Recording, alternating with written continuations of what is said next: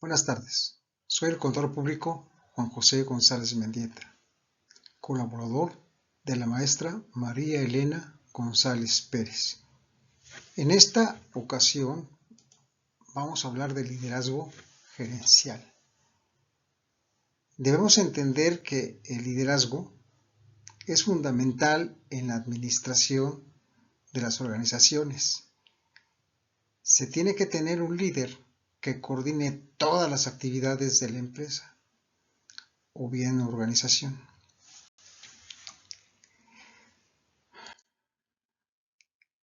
¿Qué es liderazgo? Bueno, liderazgo es el proceso de influencia interpersonal que busca la consecución de objetivos específicos a través de la comunicación humana.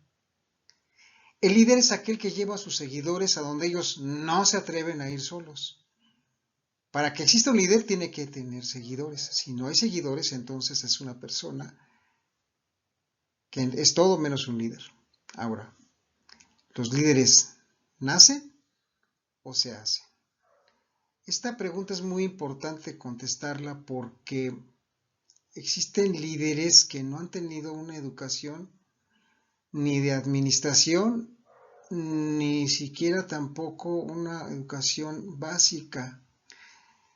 Entonces esos líderes, a pesar de ello, han podido ejercer dicho liderazgo. Ahora, los líderes son natos, son carismáticos, ya nacen así. Pero existen otros líderes que debido a la educación formal que tienen, ahí esos líderes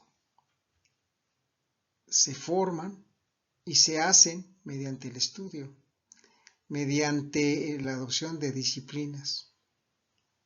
El liderazgo conlleva a mucha actividad y a veces el líder tiene que ver qué es lo urgente y qué es lo importante. Tiene que darle prioridad a lo que es importante más que a lo urgente. Ahora, ¿qué es el líder gerencial? Ejerce influencia en grupos formales e informales y no siempre ocupa un puesto de administrador o gerente. Su capacidad de influir se basa en su poder personal y en la aceptación de los seguidores más allá de la autoridad formal. ¿Cuántas veces hemos visto en una organización que el empleado que invita a todos a su casa a jugar dominó es el que tiene gran influencia y poder sobre la organización? Ahora, el líder gerencial es aquel que, además de que tiene que tener carisma, tiene que aprender a adquirir este carisma. También es institucional, o sea, lo han nombrado gerente, administrador o director. Tiene que tener esa misma capacidad para influir en los demás. Tiene que ser un líder inspirador. Tiene que tener las características necesarias para poder dirigir un grupo de personas, para que se lleven a cabo todos los objetivos y las metas que tiene la empresa.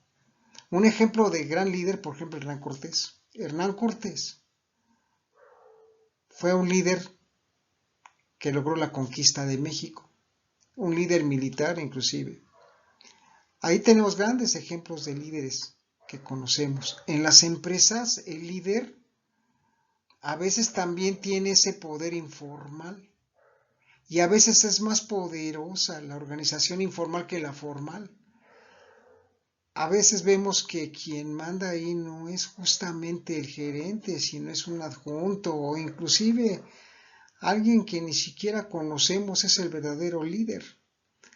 Aunque no se muestra, sí influye en el líder que es el institucional y lleva a las personas a ejercer dicho liderazgo. Ahora, ¿qué tiene que hacer el gerente líder? Bueno, tiene que dirigir y supervisar, tiene que tener bien claras las tareas que se tienen que realizar, tiene que definir las estrategias para que este gerente haga real lo posible, tiene que llevar a cabo todas las directrices que le marca la dirección. Un gerente es el que hace real todo lo posible, o sea, todo lo que se tiene que hacer, él lo hace que se haga realidad. El líder también influye y motiva. Su influencia es necesaria para que la gente tenga la función de seguirlo. Motiva.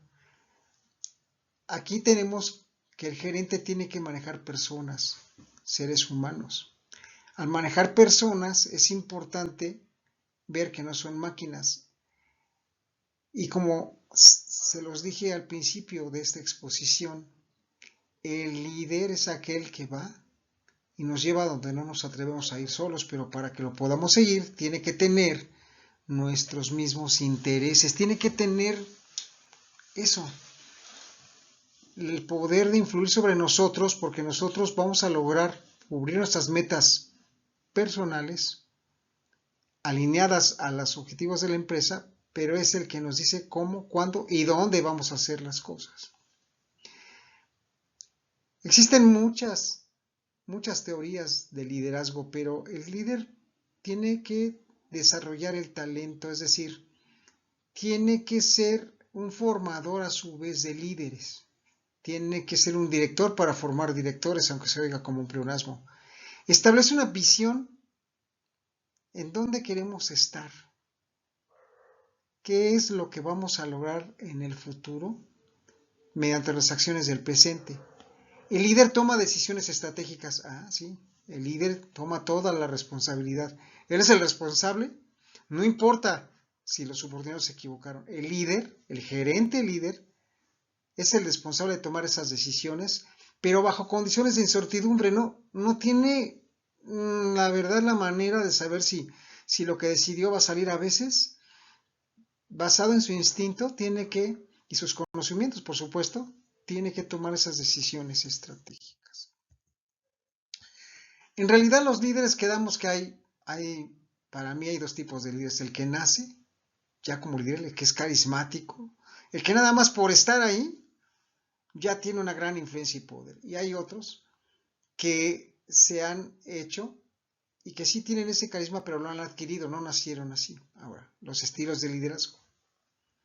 Existe el líder autocrático, el que dice, aquí lo vas a hacer como yo te lo estoy diciendo. Es el que tiene la fuerza de la tiranía, la fuerza de la coerción para que se puedan hacer las cosas. En este caso, por ejemplo, podemos ver al líder autocrático, al líder de un ejército. Un general no puede decir quién vota porque ataquemos o no. Tiene que dar las órdenes y hacer que éstas se cumplan. Ahora, existe el otro líder, el democrático, el participativo, donde, a ver, quiero oír sus ideas.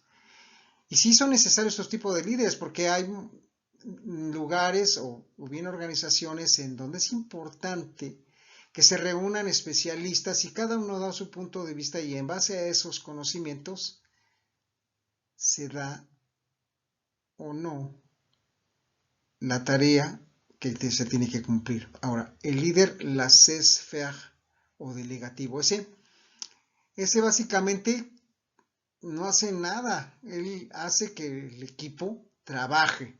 También es muy necesario ese líder porque delega, ¿no? Una cosa es delegar y otra abandonar, o sea, el delegativo hace que las cosas funcionen, pero de una manera en donde él solo ve qué es lo que está pasando. Ese tiene mucha manera de ocupar su tiempo en cuestiones de estrategia. El transformacional, el líder, ese pone objetivos bien ambiciosos. O sea, ¿qué les parece si nos vamos al planeta más cercano y lo conquistamos? O sea, objetivos bien ambiciosos, ¿no? Él exige mucho de la gente. Tiene la desventaja que como son demasiado ambiciosos y la gente, existen dos tipos de personas. De acuerdo a Douglas McGregor, los que son flojos, indolentes, según el Douglas McGregor, el señor Douglas McGregor dice, bueno, es indolente la gente y la teoría también hay otros que dicen, no, no, es una persona que no necesita que lo estén mandando, él lo hace solito. Entonces, normalmente los flojos son los que tienen el problema de que se van cuando son objetivos muy ambiciosos. Ahora, el transaccional es donde recompensas y castigos, o sea, como que te recompenso y castigo y pues te doy ahí más o menos los parámetros que tienes que seguir. Existe el otro líder que es el coaching, el entrenador, ese le gusta ser como si fuera profesor de una escuela, o sea, también se necesitan porque las instrucciones deben ser muy claras y precisas. Ese se utiliza cuando son descubrimientos científicos, laboratorios, sí debe haber un líder coaching. El situacional, este situacional es un líder que inspira. El situacional es que de acuerdo a cómo estén las cosas, de acuerdo a las circunstancias, y adopta todos los papeles que acabamos de mencionar, o sea, el autocrático, el democrático, el delegativo, el de las esferas, el transformacional, el transaccional, todo ese. El situacional se adapta al ambiente de tarea en donde se precisa, en donde el líder o esté centrado en las tareas o esté centrado en las personas, porque existen líderes que, no, a mí hazme la tarea, no me importa qué te esté pasando, y en las personas, él está centrado en cuáles son las necesidades de dichas personas y mediante esto ejerce su liderazgo. Ahora, ¿qué importancia tiene el líder? Bueno, en las organizaciones mejora la productividad y la eficiencia, mejora el clima laboral, aumenta la moral y el compromiso, mejora la toma de decisiones, fomenta la innovación, cumple objetivos estratégicos. El líder siempre tiene que estar muy pendiente de los seguidores para que en el momento en que se desvíen de las instrucciones dadas, él les tiene que ver qué es lo que está pasando, él les tiene que asesorar o bien ordenar. Y entonces el líder situacional lo que tiene que hacer es justamente eso, tiene que manejar muy bien todos los tipos de liderazgo. ¿Cuáles son las habilidades de un líder? Bueno, primero el autoconocimiento. Es importante el autoconocimiento. Esto se oye muy sencillo, pero ese adagio de conócete a ti mismo es demasiado difícil en la práctica porque a veces filtramos el autoconocimiento, nos justificamos con nosotros mismos y no le damos valor a nuestros errores o bien ahora le llaman áreas de oportunidad. Ese autoconocimiento es vital para poder conocer a los otros y ver cómo funcionan esas habilidades y además cómo podemos hacer que trabajen en equipo las personas, porque las personas a veces tienen conflicto. El manejo de conflictos es bien importante y para eso hay que tener un autoconocimiento, o sea, conocernos a nosotros mismos como líderes. Capacidad de escuchar, híjole, eso es todo un reto porque a veces estamos tan inmersos en lo que queremos como líderes que no escuchamos inclusive advertencias. Y también tenemos que ser muy hábiles para entender el componente de la queja, porque a veces es para no hacerlo. El seguidor es muy ingenioso y nos da razones que nos convencen de que lo que estamos haciendo y el camino por el que vamos no es el correcto. Entonces, esa capacidad de escuchar es valiosísima como una habilidad de líder. Habilidades de comunicación. Ese proceso de comunicación, tanto emisor como receptor, tiene que ser una habilidad de líder y saber exactamente cuándo no nos estamos comunicando adecuadamente, porque existen barreras en la comunicación, existen estereotipos que damos a las personas.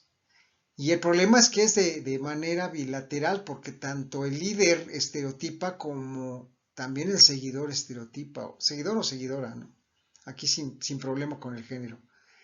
El líder debe ser inspirador, o sea, tiene que ser el ejemplo, tiene que ser alguien que, híjole, yo quiero ser como él, yo quiero llegar a donde él ha llegado para que yo lo pueda hacer y guiar a los demás. Para esto debe haber un aprendizaje continuo, debe haber un aprendizaje tanto técnico como psicológico, y sobre todo ese aprendizaje se va afinando con el tiempo de ser gerente o director.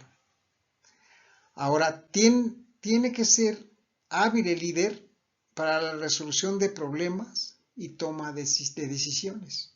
Sí, porque normalmente el líder lo eligen porque existe un problema a resolver y sobre todo hay que tomar decisiones en condiciones de incertidumbre sin saber qué va a pasar o no tenemos todos los datos, pero con los datos que tenemos que tener y tomar la mejor decisión.